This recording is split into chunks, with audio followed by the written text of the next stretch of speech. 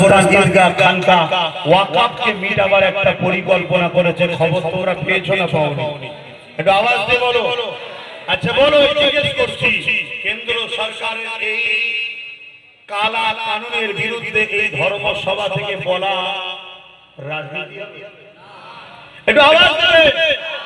কেন তুমি রাজনীতির নামে রাজনীতি না করে দেশের মানুষের শিক্ষা, স্বাস্থ্য, বেকারত্ব, কলকারখানা, চাকরি বাকরি না ভেবে রাজপাওয়ার দিয়ে তুমি ক্ষমতার জন্য আইন তৈরি করে ধর্মের উপরে আঘাত দিচ্ছ?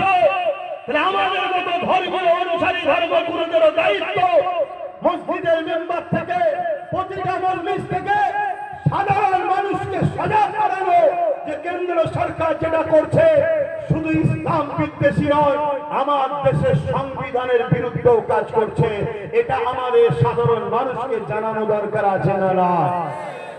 কেন সংবিধানের যখন বিরুদ্ধে হবে, সংবিধান শুধু মুসলমানদের নয়, সংবিধান আমার হিন্দু ভাই, আদিবাসী ভাই, সাঁওতাল, খ্রিস্টান সবার।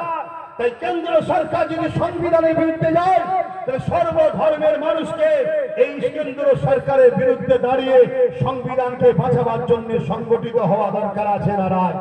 পাশাপাশি আমি একজন মুসলিম ইসলাম ধর্মের অনুসারী, আমার মসজিদ মাদ্রাসা, আমার ধর্মস্থান যেটা আমার জন্য ঈমান, এই ধর্মস্থানের উপরে কেউ আঘাত দিলে তার বিরুদ্ধে আমাদেরকে সংগ্রাম করার রাইট ইসলামও দিয়েছে, সংবিধানও পাওয়ার দিয়েছে।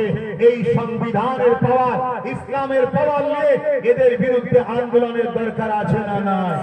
আওয়াজ দেওয়া আছে না না? কিন্তু আন্দোলন করতে গেলে যদি কেউ বাধা দেয় যে আন্দোলন করতে পারবেন না, কথা বলো, তাহলে সে কি কেন্দ্র সরকারের দালাল নয়? কথা বলো। আচ্ছা আমি যদি এনার বিরুদ্ধে কথা বলি আর আপনারা যদি বলেন বলা যাবে না, তাহলে স্বাভাবিক তখন বলবো আপনারা এনাকে ভালোবাসেন, তাই তো নাকি? কিন্তু এই ক্ষেত্রে আর দালাল বলবো না, কারণ আলেমকে ভালোবাসলেও নেকি হয়। জোরে বলুন সুবহানাল্লাহ।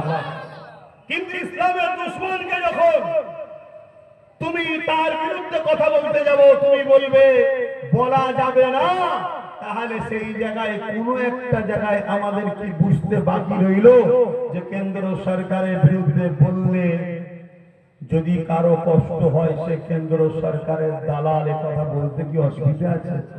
হাত তুলে সাক্ষী দাও, কে কে বলছো না? কে কে বলছো না? হাত তুলে সাক্ষী দাও, লম্বা করে হাত তোলো, হাত লম্বা করে তুলেছ।